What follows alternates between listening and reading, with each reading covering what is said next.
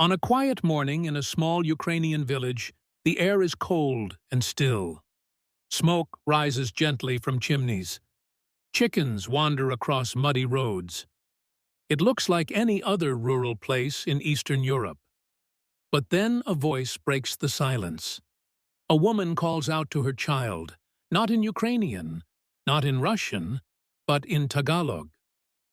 Halika na, kakain na tayo. This is not a movie scene. This is real.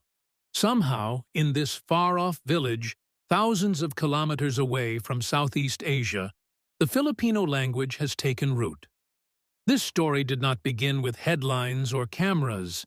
It began quietly, years ago, after the fall of the Soviet Union, when life in many parts of Ukraine became uncertain. Jobs disappeared.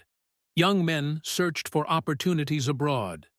At the same time, across the ocean in the Philippines, millions of women were making a painful decision of their own, to leave home, parents, and children behind to work overseas.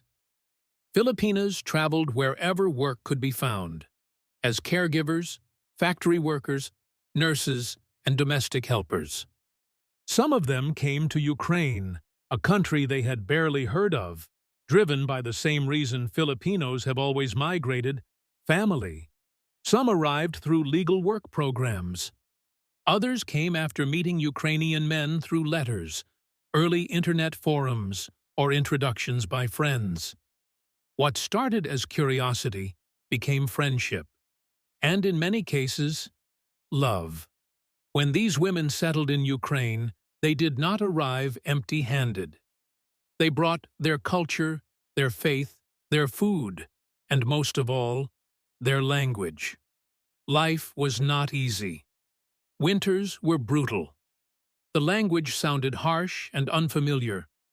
Homesickness hit hardest during holidays. But Filipinos are known for resilience. They learned Ukrainian words slowly.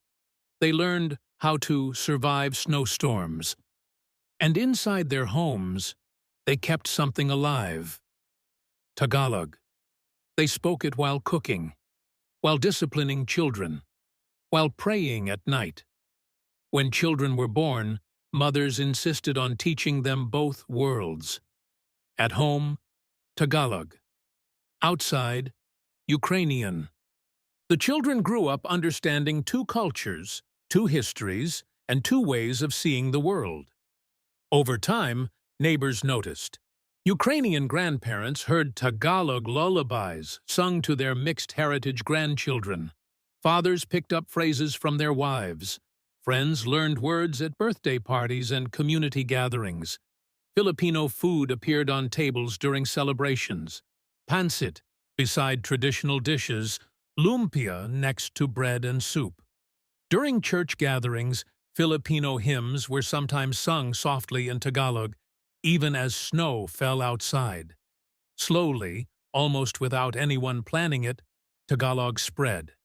Not as a formal language taught in school, but as a living, breathing part of daily life. Children played together using a mix of words. Elderly neighbors greeted Filipino women with "Kumusta." It became normal. It became home.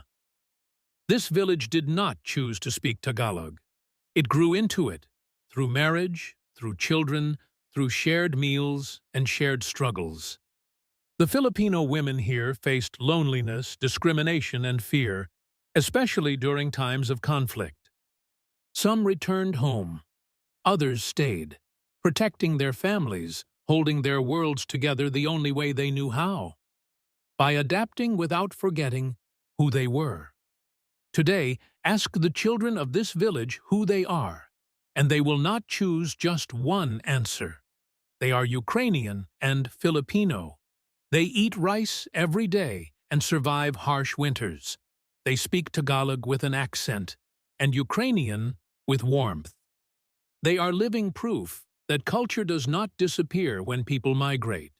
It transforms, it blends, it survives. A village in Ukraine that speaks Tagalog is not a miracle. It is the result of love, sacrifice, and the quiet strength of Filipino women who carried their homeland inside them. This is not just a story about language. It is a story about belonging. Because sometimes, home is not where you are born. It is where your language is understood, where your food is shared, and where your children grow up knowing they come from more than one place.